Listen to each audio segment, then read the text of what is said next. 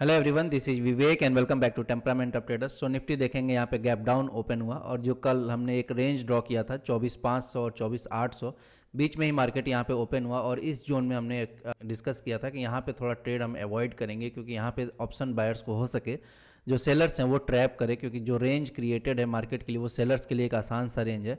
और यहाँ पे मार्केट देखेंगे फर्स्ट आवर में ही आप देखेंगे यहाँ पे 24,500 के लेवल पे पास आया यहाँ पे और यहाँ पे कंसोलिडेट करने के बाद इसको ब्रेक किया। उसके बाद से आप देखेंगे थोड़ा स्विंगी नेचर मार्केट शो किया और साइडवेज जोन में ही चला गया, लेकिन धीरे धीरे करके मार्केट यहाँ पे देखेंगे नीचे आया है, लेकिन प्रीमियम पे आपको ऐसा कुछ ज़्यादा यहाँ के बाद से मोमेंटम नहीं दिखा होगा। 24,500 का लेवल जैसे ब्रेक हुआ था एक अच्छा मोमेंटम मिला था, उसके बाद से आप देखेंगे एक स्विंगी नेचर मार्केट का दिखा होगा और यहाँ ऑप्शन बायर में अगर कोई ट्राई करेगा तो यहाँ पे कई बार ट्रैप होने के चांसेस ज़्यादा रहते हैं। इसीलिए इस जोन में थोड़ा ट्रेडिंग करना अवॉइड करना चाहिए, क्योंकि बार बार आपको लगेगा कि एक फ्रेश लेवल ब्रेक हो रहा है और यहाँ पे मार्केट स्विंग नेचर शो करेगा और यहाँ पे कई बार ट्रैप करेगा मार्केट। तो यहाँ पे आप देखेंगे मार्केट यहाँ पे सबसे अच्छा जो आज का ट्रेड था ये 24,500 का एक लेवल जो यहाँ पे ब्रेक हुआ, जो हमने सपोर्ट ड्रॉ किया था, यहाँ पे जैसे लेवल ब्रेक हुआ था यहाँ पे एक अच्छा मोमेंटम दिखाया था मार्केट और यहाँ पे एक अच्छा कैप्चर करने का पॉइंट था। अब कंफ्यूजन यहाँ पे आता है, यहाँ पे ये है कि मार्केट यहाँ पे 3 बार ट्राई किया। फर्स्ट कैंडल आप देखेंगे यहाँ 9:45 का कैंडल, यहाँ पे मार्केट ने ट्राई किया इसको ब्रेक करने का। फिर यहाँ पे 2 छोटे कैंडल आपको हॉल्ट कैंडल दिखे होंगे, उसके बाद से मार्केट सडनली फिर से यहाँ पे एक ट्राई किया और यहाँ के बाद से फिर आपको 2 रिट्रेसमेंट कैंडल दिखे होंगे। तो क्वेश्चन आता है कि ऑप्शन बाइंग में यहाँ पे कहाँ पे एंट्री लेना चाहिए, यही सबसे ज़्यादा कन्फ्यूजन रहता है। आपको दिखाऊं, अगर मैं आपको हमेशा बताता हूँ कि मोमेंटम जहाँ पे दिखता है मैं वहीं पे एंट्री लेता हूँ और जैसे ही मोमेंटम अगर ब्रेक होता है मैं वहाँ पे एग्जिट ले लेता हूँ और दोबारा अगर मोमेंटम यहाँ पे कंटिन्यू होता है तो री एंट्री करने का ट्राई करता हूँ, ना कि वहाँ पे सेम ट्रेड लेके वहाँ रुका रहूँ अगर मोमेंटम फेड हो रहा है तो ये मेरा स्टाइल है। बहुत सारे लोगों का ऐसा रहता है कि अगर एक बार एंट्री लिए हैं अच्छा, वहाँ पे फिर वेट करते हैं अपने टारगेट्स का और वहाँ पे रुके रहते हैं ट्रेड्स में। लेकिन मेरा मोमेंटम ट्रेड्स में आपने बहुत बार ऐसा देखा होगा कि जैसे अगर मोमेंटम फेड होता है मैं ट्राई करता हूँ कि वहाँ से एग्जिट ले लूँ और री एंट्री का ट्राई करूँ अगर वापस से मार्केट सेम डायरेक्शन में फॉलो होता है तो यहाँ पे आप देखेंगे मैं 3 यहाँ पे आपको ट्रेड दिखाऊंगा। यहाँ पे जो फर्स्ट एंट्री मेरा था यहाँ पे 9:48 के आप देखेंगे 9:48 पे मैंने एंट्री लिया था। यहाँ पे 150 क्वांटिटी में मैंने क्यों पहले एंट्री लिया था, क्योंकि आप देखेंगे मार्केट कंटिन्यूसली यहाँ पे आ रहा था और ये चीज़ मैं रिपीटेडली कई बार ये डिस्कस भी कर चुका कि अगर मार्केट कहीं भी इंपॉर्टेंट सपोर्ट रेजिस्टेंस के पास अगर एक कंटिन्यूस डायरेक्शन में आता है तो वहाँ पे मैं एंट्री तो लेता हूँ, लेकिन छोटे क्वांटिटी में पहले एंट्री लेता हूँ और देखता हूँ वहाँ पे मोमेंटम कैरी हो रहा है कि नहीं। तो यहाँ पे 150 क्वांटिटी मैंने एंट्री लिया था और जैसे ही दिखा कि यहाँ पे मोमेंटम यहाँ पे फास्ट हो रहा है, यहाँ पे मैंने 300 क्वांटिटी और ऐड किया था। यहाँ पे आप देखेंगे नेक्स्ट मिनट में और उसके बाद से यहाँ पे देखेंगे जैसे यहाँ पे रिट्रेसमेंट कैंडल या हॉल्ट कैंडल बन रहे थे, यहाँ पे मैंने वो एग्जिट कर दिया था, क्योंकि यहाँ से आइदर मार्केट यहाँ से सपोर्ट ले सकता है या फिर ब्रेक करके कंटिन्यूस यहाँ पे नीचे जा सकता है। लेकिन कंटिन्यूस जाने में ये रहता है कि यहाँ पे कंसोलिडेशन नहीं है तो आपको नहीं पता है कि ये कितना और कैरी फॉरवर्ड होगा, हो सकता है यहाँ से जाके बाद फिर से प्रॉफिट बुकिंग आ जाए। तो इसीलिए क्वांटिटी यहाँ पे ऐसे पॉइंट पे छोटा रखता हूँ मैं, क्योंकि यहाँ पे मार्केट ऑलरेडी यहाँ पे देखेंगे कि कंटिन्यूस यहाँ पे चल के आ रहा था। तो यहाँ पे मैंने एग्जिट कर लिया था। उसके बाद से देखेंगे री एंट्री मैंने लिया था वापस से, ये कैंडल 10 बजे का आप कैंडल देखेंगे यहाँ पे वापस से मार्केट इस रिट्रेसमेंट के बाद से ब्रेक कर रहा था 24,500 का लेवल, तो यहाँ पे मैंने फिर से री एंट्री लिया था और यहाँ पे भी आप देखेंगे जैसे मोमेंटम कैरी फॉरवर्ड नहीं हुआ यहाँ पे मैंने वो एग्जिट कर दिया था। यहाँ पे इसलिए मैंने एग्जिट किया कि यहाँ पे आप सपोर्ट जोन भी क्रिएट हो सकता है और ये ब्रेक भी हो सकता है। तो यहाँ पे मैं अननेसेसरी ज़्यादा यहाँ पे पॉइंट लूज़ करने वाला नहीं हूँ। यहाँ पे आप देखेंगे जैसे ही एक हॉल्ट कैंडल 2 बन गए थे, उसके बाद से मैंने यहाँ 600 क्वांटिटी में एंट्री लिया था, क्योंकि यहाँ पे अगर मोमेंटम फास्ट अगर निकलता तो हो सकता था हमें अच्छा यहाँ पे एक पॉइंट मिलता। लेकिन यहाँ पे भी आप देखेंगे फिर से 2 हॉल्ट कैंडल बने और यहाँ से मैंने एग्जिट ले लिया था। अब यहाँ पे बहुत सारे लोग स्टिक रहते हैं कि अभी नहीं निकलना है या फिर कैंडल हाई या फिर कुछ ऐसा मार्क करके ऐसे लगते हैं। मेरा ऐसा कुछ रूल नहीं रहता, मैं आपको पहले ही बता चुका हूँ और ये चीज़ मैं आपको सिखाता भी हूँ। जो मेरे एसएल्स रहते हैं वो मेरे प्रॉफिट के अकॉर्डिंग्स रहते हैं, ना कि कोई कैंडल हाई या फिर लास्ट कैंडल का जो लो या हाई रहता है उसके बेसिस पे रहते हैं। अगर मैं निफ्टी में अभी 25-30 पॉइंट अगर प्रॉफिट में कैप्चर कर पा रहा हूँ तो उसी के अकॉर्डिंग मेरा एसएल्स भी डिफाइंड रहेगा। ऐसा कुछ नहीं है कि कैंडल एक रेफरेंस।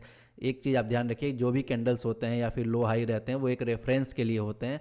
आपको ये ज़रूरी नहीं है कि आप उसी के हाई पे जैसे मार्केट जाए वहाँ से आप ब्रेक निकल रहे हैं या फिर वहाँ से एसएल ले रहे हैं। आपको यहाँ पता है कि अगर आप 15-20 पॉइंट का पॉइंट कैप्चर कर पा रहे हैं निफ्टी में तो आप डेफिनेटली आप जिन रेशियो में जाना चाहते हैं 1:2 में अगर जाना चाहते हैं तो 7 से 8 पॉइंट से ज़्यादा आपका एसएल नहीं रहना चाहिए। तो उसी के अकॉर्डिंग आप देखेंगे यहाँ पे जैसे ही 7 पॉइंट यहाँ पे जैसे रिट्रेस हुआ मार्केट, यहाँ पे मैंने एग्जिट ले लिया था।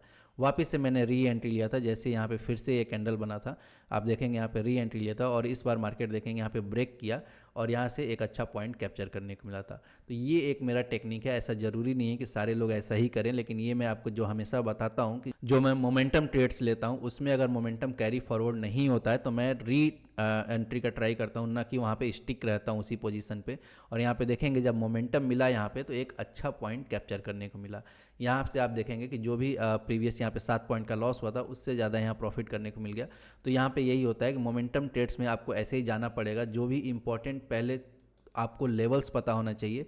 आप अननेसेसरी हर जगह ये चीज़ नहीं ट्राई कर सकते। सपोज आप यहाँ पे ये चीज़ नहीं ट्राई कर सकते या फिर यहाँ पे आप ट्राई नहीं कर सकते हैं। आपको अगर पता है कि एक इंपॉर्टेंट एक्यूमुलेशन जोन कहाँ है तभी जाके आप ये ट्राई कर सकते हैं। आपको ये चीज़ हमने क्लियरली मेंशन किया था कि 24,500 पे एक एक्यूमुलेशन जोन है और ये लेवल अगर ब्रेक होता है तो हो सकता है हमें अच्छे कुछ पॉइंट्स कैप्चर करने को मिले। और जैसे ये 24,500 का लेवल यहाँ से ब्रेक हुआ, एक अच्छा पॉइंट कैप्चर करने को मिला। अब उसके बाद से आप देखेंगे यहाँ पे फिर से मोमेंटम फेड हुआ। जो मैंने कुछ क्वांटिटी में रखता हूँ यहाँ पे कि अगर कैरी फॉरवर्ड होता है तो यहाँ पे मैं स्टिक रहूँगा, अदरवाइज ये भी क्वांटिटी में एग्जिट कर देता हूँ। तो यहाँ पे जैसे ही लगा कि अब मोमेंटम फेड हो रहा है, क्योंकि आप देखेंगे यहाँ पे जो नेक्स्ट सपोर्ट था वो काफ़ी नीचे था, तो यहाँ से डेफिनेटली प्रॉफिट बुकिंग आता, क्योंकि मार्केट यहाँ से कंटिन्यूसली गिर रहा था। तो यहाँ से प्रॉफिट बुकिंग आता कहीं ना कहीं से, इसीलिए मैं पार्शियल क्वांटिटी यहाँ पे एग्जिट कर लिया था और कुछ ही क्वांटिटी यहाँ पे रखा था। और वो भी जैसे मोमेंटम कैरी नहीं हुआ यहाँ से मैंने फिर एग्जिट ले लिया था। तो ये होता है कोई भी टेक्निक, अगर मोमेंटम ट्रेड आप करते हैं तो आपको ये गेस करना पड़ेगा कि कहाँ तक आप रुक रहे हैं या फिर एसएल कहाँ ले रहे हैं या फिर री एंट्री पॉइंट आपका कहाँ रहना है। ये चीज़ आपको पहले से प्री डिफाइंड जब रहेगा दिमाग में तो वो चीज़ काफ़ी आसान हो जाएगा एग्जीक्यूशन में। अब सपोज यहाँ पे कोई एंट्री नहीं लिया, फिर यहाँ से ये वेट किया इस कैंडल के बनने के बाद, और उसके बाद से यहाँ पे अगर आप कहीं फोमो में एंट्री लेंगे तो बार बार आपको फंसने के चांसेस रहेंगे। आप सपोज यहाँ फंसेंगे, फिर यहाँ जैसे ही ब्रेक करने जाएगा, सपोज यहाँ पे जैसे ही नीचे आएगा मार्केट, फिर यहाँ पे एग्जिट लेंगे। ऐसे कई बार यहाँ पे एग्जिट और एंट्री होता है और इस स्विंग्स में काफ़ी ज़्यादा लॉसेस हो जाते हैं ऑप्शन बाइंग में। तो इसीलिए जहाँ से मोमेंटम एक्यूमुलेशन जोन जहाँ क्रिएटेड है वहाँ अगर मोमेंटम क्रिएटेड हो रहा है तो वहाँ पे आप कोशिश करिए कि ये मोमेंटम कैप्चर किया जाए, ना कि इस स्विंग्स में कैप्चर किया जाए। अब यहाँ के बाद से आप देखेंगे कई बार स्विंग्स क्रिएट हो, क्योंकि जो भी लोग एसएल यहाँ पे अपना ले लिए, अब वहाँ से फ्रेश यहाँ पे एसएल्स नहीं हिट हो रहे हैं, इसीलिए आप देखेंगे बार बार यहाँ से रिवर्सल्स आ रहे हैं। अब यहाँ से फ्रेश सेलिंग कहाँ आएगा, जब नेक्स्ट जो लेवल है वो जब ब्रेक होगा वहाँ से हो सकता है हमें फास्ट मोमेंटम देखने को मिले। तो इस जोन में भी मार्केट देखेंगे आप 24,200 और 24,500 के बीच में भी रहेगा तो मार्केट स्लो एंड स्टेडी ही नीचे आएगा या फिर स्विंग्स क्रिएट करते हुए नीचे आएगा।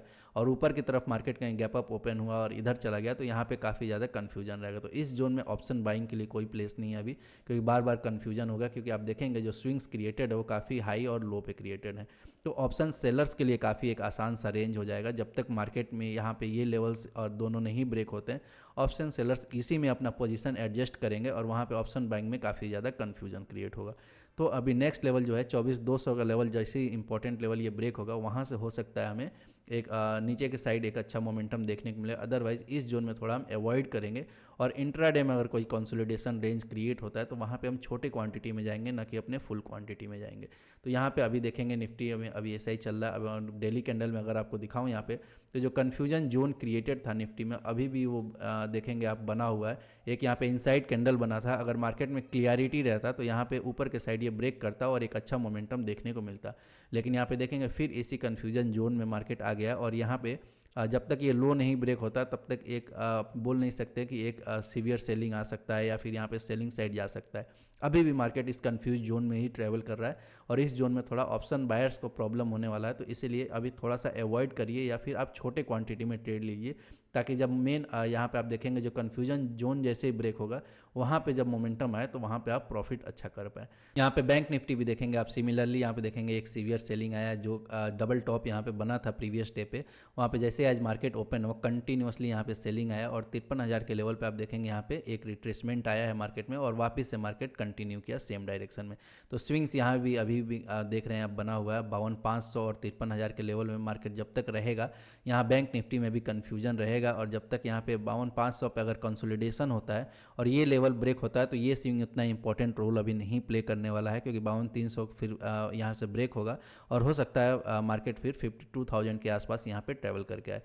तो सेलिंग अभी आप देखेंगे बैंक निफ्टी में, तो जब तक यहाँ 52,500 के लेवल के ऊपर है तब तक हम सीवियर सेलिंग एक्सपेक्ट नहीं कर सकते हैं। लेकिन यहाँ पे अगर कंसोलिडेट करने के बाद ये लेवल ब्रेक होता है तो हो सकता है यहाँ पे एक शार्प सेलिंग देखने को मिले बैंक निफ्टी में। आप देखेंगे अब डेली कैंडल में भी सेम कन्फ्यूजन क्रिएटेड है जैसे निफ्टी में है।